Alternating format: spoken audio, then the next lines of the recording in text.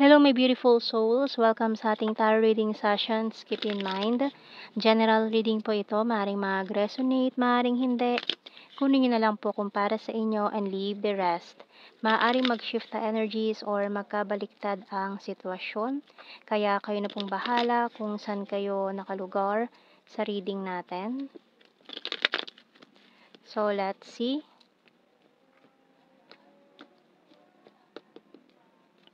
So we have here the World and the Six of Wands, the Five of Cups and the King of Pentacles, Ten of Pentacles and the Nine of Wands, the Karma or the Judgment and the Three of Wands. So yung bottom card natin is the King of Swords. So we have very strong earth signs and air signs energy.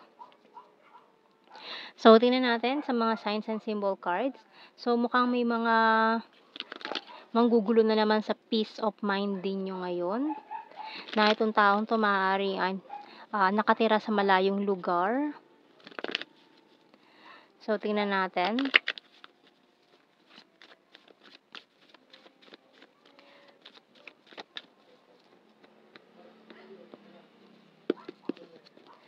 So, we have here the Luck, newspaper, telephone, crystal ball, playing cards, and the doll. So, yung bottom card natin, Diamond. Okay, so itong taong ito ay mukhang hindi niya pinahalagahan dati yung kung ano man yung meron kayo. Naglaro itong taong ito, having displaying cards, energy, and the doll. So, parang hindi siya naging sincere sa naging connection yun itong taong ito. Pero, ngayon, habang kayo ay walang communication, marami siyang na-realize. May news din na malalaman ka about this person. So, tingnan natin. Maring tumawag siya sa'yo or parang may hihingin siya sa'yong pabor or tulong, ganyan. So, we have here Relationship Harmony by Archangel Raguel. We angels are opening the hearts of everyone involved. Arguments and conflicts are being resolved now. So, kung ano yung nangyari sa inyo nitong taong to, mukhang nawala na yung mga obstacles or yung mga reason kung bakit humantong kayo sa end or sa ganon sitwasyon. So, tingnan natin. Sa ating mga tarot messages, oracle cards. And itong taong to rin kasi parang malungkot siya sa nangyari. Kumbaga parang namimiss ka din nitong taong to. May mga good news siya na gustong i-share sa'yo. Lalo na kung noon ay kasama ka niya sa mga pangarap niya.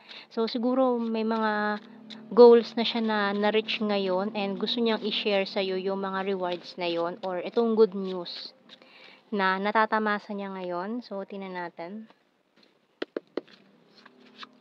So, it's a disaster. So, yung nangyari sa inyo nitong taon, tong separation, talagang nahirapan kayo parehas.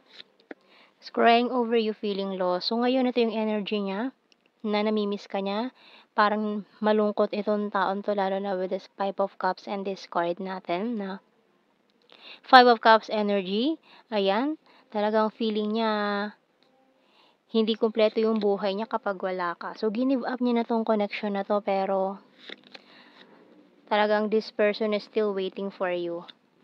Sorry, I'm wasted. So, maaaring drunk call itong mangyaring ito. Tumawag siya sa'yo during nasa inuman siya, ganyan, or nakainom. Parang humugot lang siya ng lakas na loob sa alak para lang makontak ka, tawagan ka. I want commitment. I'm stubborn but practical and you're my destiny. I watch you from afar, bottom card. So, kasi nga long distance kayo. So, wala siyang magawa kundi pagmasdan ka na lang ngayon sa malayo. So, tingnan natin. Sa ating The Hidden Truth, just being near you is intoxicating. Kaya lumayo na rin siya kasi parang nahihirapan din siya sa sitwasyon noon. dahil maraming hadlang din, I'm not available. So, maaaring dahil sa mga pangyayari or mga opportunities lalo na sa work. Kasi itong taon 'to parang naging focus niya dati yung trabaho niya. I left you before you could leave me. I'm so attracted to you. I love you. I love you unconditionally. You don't know how hard it was to let you go, pero parang hindi rin naman niya ginusto yung mga nangyari, lalo na yung pagbitaw niya. I left when I saw you with someone. So, mukhang may na-misinterpret na someone dito. Mukhang may inisip siya na may iba ka, kaya parang umiwas siya. My life is not as together as it seems. So, kung ano man yung nakikita mong post sa social media nitong taon 'to, na mukhang okay naman siya, mukhang masaya siya. So, parang pero deep inside yung taong yun is not not so happy, 'no? Kapag mag-isa na lang siya, doon niya naibubuhos yung lungkot niya, yung yung sadness na, hindi na kayo nag-uusap, wala ka sa buhay niya, mga ganyan. So, kuha tayo ng initials. Lalo na kapag mag-isa siya, dun siya nagsesenti na iniisip niya yung yung past. So, meron tayong C, Y, U, R, M, P, S, G, A, X,